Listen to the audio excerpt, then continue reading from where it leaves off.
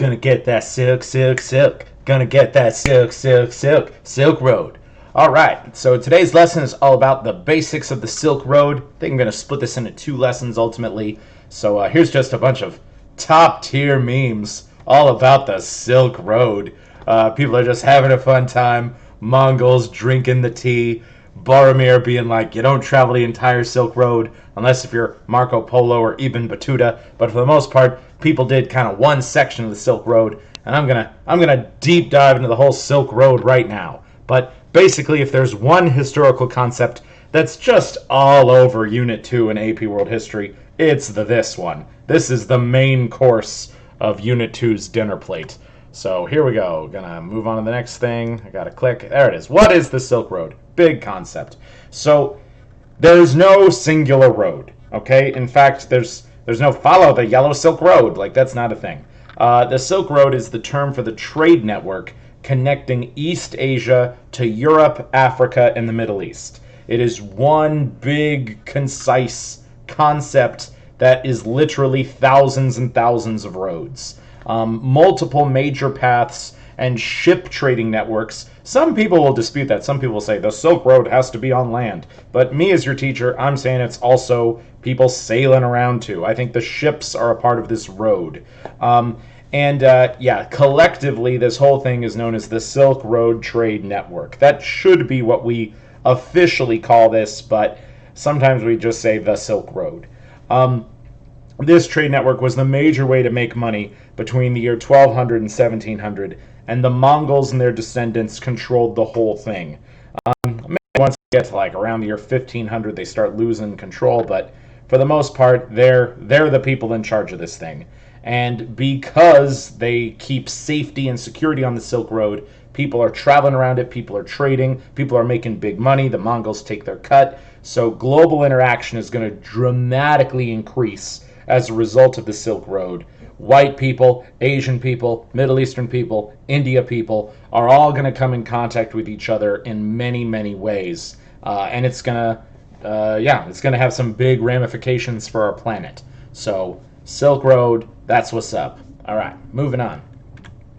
So let's talk about the sea-based stuff first. So this Indian Ocean trade, I'm going to say is a part of the Silk Road. Once again, some people disagree. They call it the monsoon marketplace because the monsoon winds are a big deal in the Indian Ocean. And the Indian Ocean trade was largely run by Arab sea traders because Arabs had the best ship technology during this time.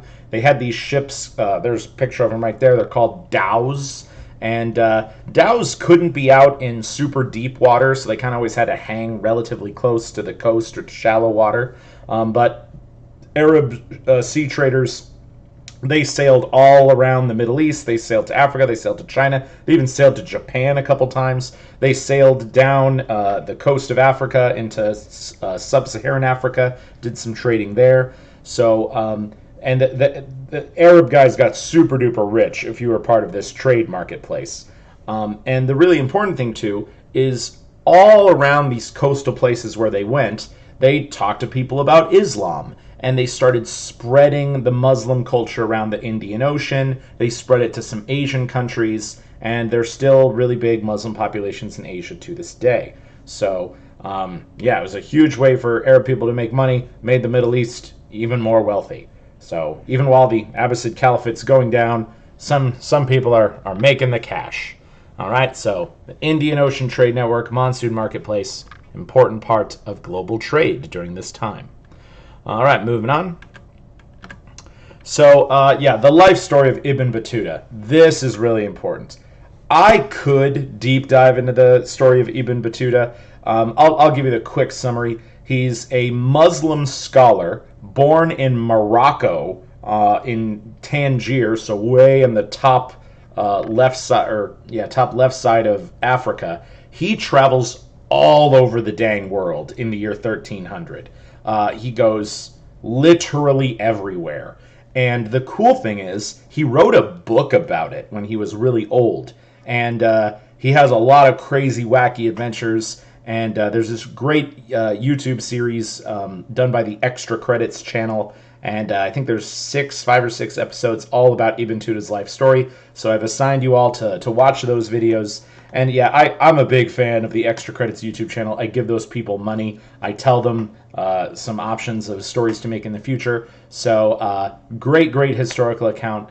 Definitely learn the life of Ibn Battuta, because he personally sees all of the changes that are brought about by Pax Mongolica and this sort of peace around the world achieved by the Mongols. Because if there was no Pax Mongolica, there's no way a dude from Tangier would ever make it all the way to China. It's too far. There's too many bad things that could happen. He could get attacked. I mean, he does get attacked. Anyway, his life story is interesting, but know that also the AP people, Ibn Battuta's life story is referenced in like 7 different ways in the course articulation, and also on your next test. I think there's like 4 or 5 questions directly related to Ibn Battuta and the things he saw and the things he experienced. So know that this guy is more or less the main character of today's lesson as well. Okay, and I think I already mentioned this a little bit, but the Silk Road was a place where not only people traded stuff and they got wealthy, but by people traveling all around the world now, people are being exposed to ideas they've never heard of before. And there's some big ramifications in the history of the world today.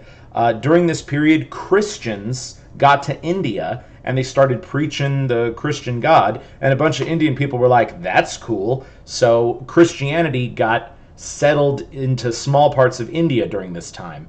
Islam gets settled in the Indonesian islands, way in South Asia. Buddhism gets set in this part of southern Russia, really close to Europe, called Kalamaika, and it's still like a super Buddhist part of kind of the Middle East Europe today. So those are just some examples of how religion spread all around the Silk Road, and these new religious ideas are coming up. I'm pretty confident there were probably some people talking about Buddhism in Europe during this time, and I'm sure the Pope ordered them to be burned at the stake and stuff. But yeah, so world religion is now opening up. Ideas are spreading everywhere. Super duper big deal. Yeah, because before Pax Mongolica, the world was so cut off. That's the big concept. The Mongols opened the world. Okay.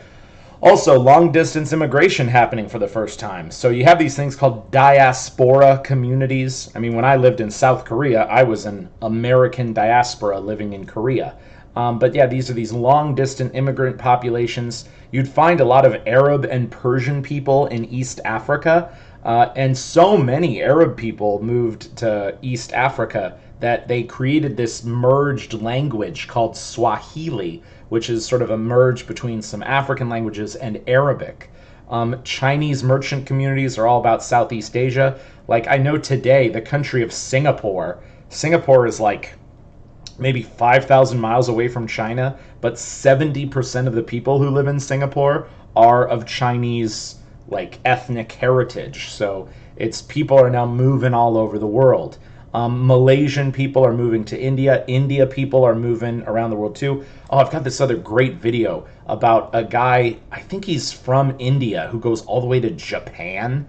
So yeah, like people are moving all over the place. Ideas are spreading. And yeah, it's now showing the world becoming a more interconnected place than ever before.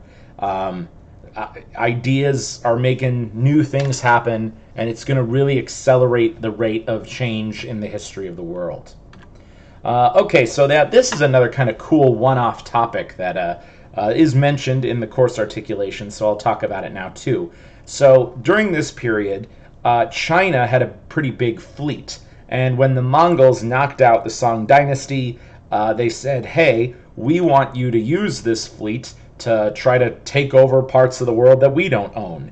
And the Chinese admiral was this guy named Xing He. He didn't really like the Mongols, so he instead sent his fleet to sort of explore the world and to kind of like have his fleet show up at these various islands and coastal communities and be like, what up, we're China, give us some money, make sure you don't mess with us, China's powerful, all hail the Mongol Emperor Kublai Khan. So the treasure fleet is kind of cool. There's a lot of primary documents about this. that this big old fleet of Chinese ships, I think it was maybe like 500 ships, I think it's in one of the videos, but these ships sail all over the Indian Ocean. They go to India, they go to the Middle East, they even go to Africa, and there they find a giraffe. Look at that. That's from a Chinese historical source. Xing He and the treasure fleet, they're just mapping out the oceans and exploring the world too, and they finally feel that it's safe enough to do so. There is some historical disputes because we found that there are some people in South America that have had Chinese ancestry for a couple hundred years. So the thought is maybe that Xing He and the treasure fleet went all the way to South America? What? But that's not fully, that's not a fact in history. That's just a theory. And maybe we'll never know, because eventually a later Chinese emperor saw that this fleet was a big waste of money, even though I disagree. So the Chinese emperor ordered all these ships burned. He had all the maps and the records destroyed, and he said that China should focus more on their own problems, and China doesn't have to worry about threats from the sea. Later in history, they do. China says, we're just going to build our Great Wall. We don't need a navy. And for the rest of history, China will never have a big fleet ever again. That might actually be changing in the modern world, though. I know China is building a lot more ships nowadays. But the treasure fleet, interesting thing that happened in the past. Chinese people really showing off that giraffe. So there you go. Know about Xing He and his adventures. So much delicious food along the Silk Road. People love eating food. And something that I really got to mention is life expectancy really sucked in the past. Like, most people died when they were 40. And so much of that was because of bad diets. If you really don't get a lot of vitamin C, eventually your gums are going to leak out and you're going to feel terrible a lot. But by all this trade and travel around the world, for the first time, bananas are coming to Africa and to Europe. Bananas are native to Asia. Europeans are trading stuff, I think dates and olives have now finally got their way to China. So people are having all kinds of new culinary stuff. And this is something I gotta say. A big reason why people explored the world and traveled the world was they wanted to find new food. People love eating things. I do, certainly, with my giant stomach. Bananas going out of Africa, better strains of rice from China, citrus fruits from Southern Europe. I'm pretty sure bananas came from Asia. See, I might have got that one wrong. But anyway, all these foods are only eaten by the upper classes for huge sums of money. And these are generally called luxury goods. You can live your life without bananas. You can live your life without oranges. You're just probably going to die when you're 40. So the rich upper classes of society, they're going to pay big money for this stuff. And especially spices. Oh, man. See, I've got the pictures of these spices down here. I'm talking about cinnamon, nutmeg, pepper. Today, pepper is basically free. You go to any fast food restaurant, they'll just throw pepper packets at you. But pepper in Europe at this time was worth its weight in gold. So once again, you get a time machine, load up your pockets with pepper. People love that stuff. So better health in the Eurasian world, definitely because of all this delicious food. So great. Gotta love food. Big fan. Land-based trade routes. So there are these things called caravansary.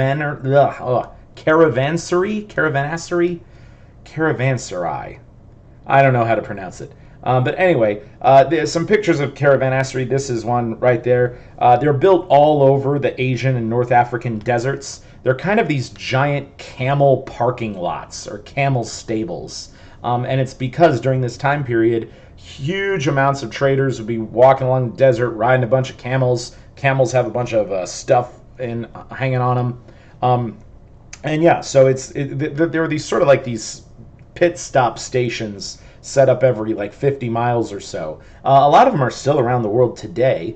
And then there are these cities that Samarkand and Kashgar. Kashgar's in China. I think Samarkand's in Turkmenistan. So those are two cities kind of at the border of the Middle East and the Asian world that were huge caravan destinations connecting, yeah, Asia to the Middle East. And yeah, Kashgar is a city in China today with a huge historical legacy from this period. So if you're a desert town in Africa or the Middle East, you'll probably have a caravanserai there. And I don't really know if they're still utilized today, but it was a huge part of world trade for 400 years. So the camel pit stop place. All right, powering on. Whoa, that was a double click. History of money. You know what? I think I'll talk about this in the next video. So I'm done here. Peace out.